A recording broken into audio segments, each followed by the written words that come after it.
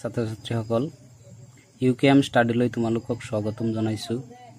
আজি আৰু এটা নতুন ভিডিঅ' লৈ তোমালোকৰ আগত আহিছো।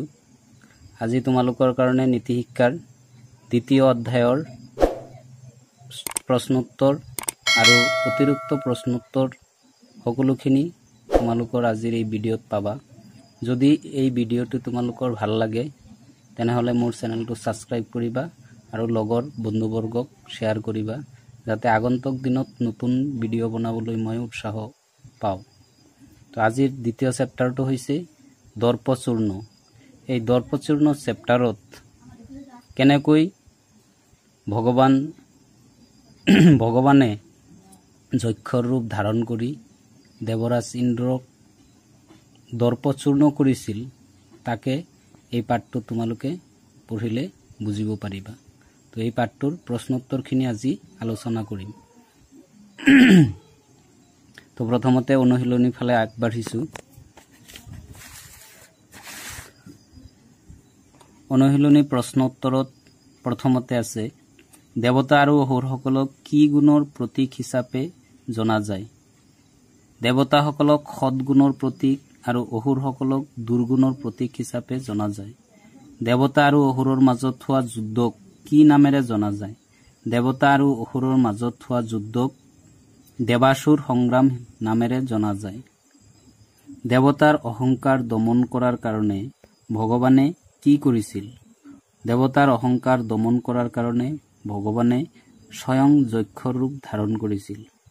যক্ষই পৱনদেৱক কি বুলি কৈছিল? যক্ষই পৱনদেৱক কৈছিল, হেৰা পৱনদেৱ, তুমি এই সাধাৰণ খৰিকাডাল লৰচৰ কৰি দেখুওৱা। এতিয়া আমি অতিৰিক্ত প্ৰশ্নোত্তৰ আলোচনা কৰিম। ইয়াত ইমান বেছি অতিৰিক্ত প্ৰশ্নোত্তৰ নাই, তথাপি ইয়াৰ পৰা মই 3টা অতিৰিক্ত প্ৰশ্নোত্তৰ উলিয়াইছো। এইখিনিৰ পৰা তোমালোকৰ যদি অতিৰিক্ত দিয়ে যিকোনো দিলে এই 3টাৰ পৰাই হৈ যাব। তো 1 নম্বৰত আছে বৰুণদেৱ আৰু যক্ষৰ মাজত হোৱা কথাখিনি লিখা। বৰুণদেৱে যক্ষৰ ওচৰলৈ গৈ ক'লে, দুষ্ট, তুমি কোন? ইয়ালৈ কিয় আহিছা? যক্ষই ক'লে, তুমি কোন? বৰুণদেৱে চিঞৰি উঠিল আৰু ক'লে, মই বৰুণদেৱ, প্ৰলয় কৰিব পাৰো, নিজকে চম্ভালি লোৱা। তেওঁ যক্ষক বধ কৰিবলৈ উদ্যত হল। তেতিয়া যক্ষই এডাল গাহ তেওঁৰ সন্মুখলৈ আগবঢ়াই দি ক'লে, মহাৰাজ, এইডালৰ ওপৰত শক্তি প্ৰয়োগ কৰক। এতিয়া 2 নম্বৰ প্ৰশ্ন, অগ্নিদেৱ আৰু যক্ষৰ মাজত হোৱা কথাখিনি লিখা। অগ্নিদেৱে যক্ষক গৰ্জন কৰি ক'লে, শীঘ্ৰে পলোৱা, নহলে জুইত পৰি ভস্মগুৰিত পেলাম। মই অগ্নিদেৱ, চিনি পোৱা নাই?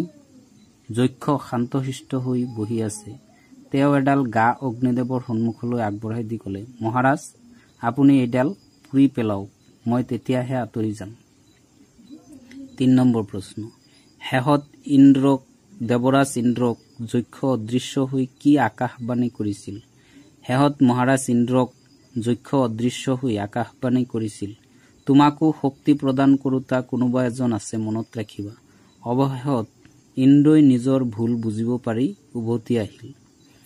এই পাঠটোত এই 3টাই আছিল অতিৰিক্ত প্ৰশ্নোত্তৰ। গতিকে তোমালোকৰ যদি এই পাঠটো মই দিয়া প্ৰশ্নোত্তৰখিনিৰ পঢ়ি ভাল লাগে কমেণ্টত জনাবা, আৰু যদি কিবা ভুল ত্ৰুটি হয় সেইখিনিও জনাবা যাতে আগন্তুক দিনত সেই ভুলখিনি মই শুধৰাই দিব পাৰো।